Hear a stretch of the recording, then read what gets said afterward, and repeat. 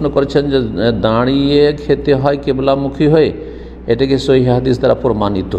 কিবলামুখী হয়ে জমজম পান করতে হয়, এটা কেউ যদি মনে করে তাহলে এটি বেদাত, এর কোনো প্রমাণ নেই। দাঁড়িয়ে পান করতে হয়, একদল মনে করেছেন যে নবী সাল্লাল্লাহু আলাইহি সাল্লাম যেহেতু দাঁড়িয়ে পান করেছেন জমজমের পানি আর উজু করার পরে যে অবশিষ্ট পানি, সুতরাং এটি সুন্নাত। এই ধারণাও ভুল ধারণা, এই ধারণাও ভুল ধারণা। তবে নবী সাল্লাল্লাহু আলাইহি সাল্লাম যে দাঁড়িয়ে জমজম পান করেছেন, এই হাদিস সহিহ বুখারীতে 1637 নম্বর, সহিহ মুসলিমে 2027 নম্বর। তাতে রয়েছে ইবনে আব্বাস রাদিয়াল্লাহু তাআলা আনহুমা থেকে, তিনি বলছেন সাকাইতু রাসূলুল্লাহ সাল্লাল্লাহু আলাইহি ওয়াসাল্লাম মিন জমজম, আমি রাসূলুল্লাহ সাল্লাল্লাহু আলাইহি ওয়াসাল্লামকে জমজমের পানি পান করিয়েছি। ফাশারিবা, তিনি পান করেছেন ওয়া হুয়া কায়েম, দাঁড়ানো অবস্থায়।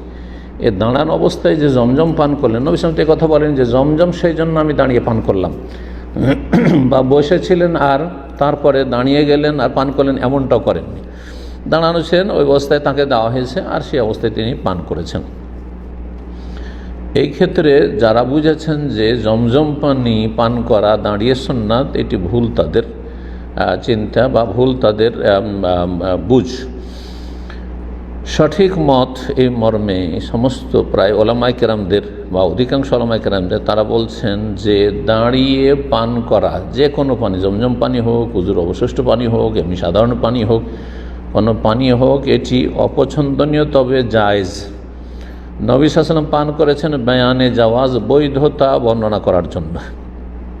নিষেধাজ্ঞা নবী সাল্লাল্লাহু আলাইহি ওয়াসাল্লাম যে রয়েছে যে তোমরা দাঁড়িয়ে পানাহার করবে না, সেটি হারামের উদ্দেশ্য নয়, বরং নাহি তানজি, অনুত্তম, অপছন্দনীয়। জি, ওয়ান্নাল আফদাল ইয়াশরাবা জালিসান, উত্তম হচ্ছে যে কোনো পানীয় পান করবে বসে। জি, এই হচ্ছে এই বিষয়ে আলোচনা, আর আশা করি বিষয়টি বিস্তারিত আলোচনা হয়েছে।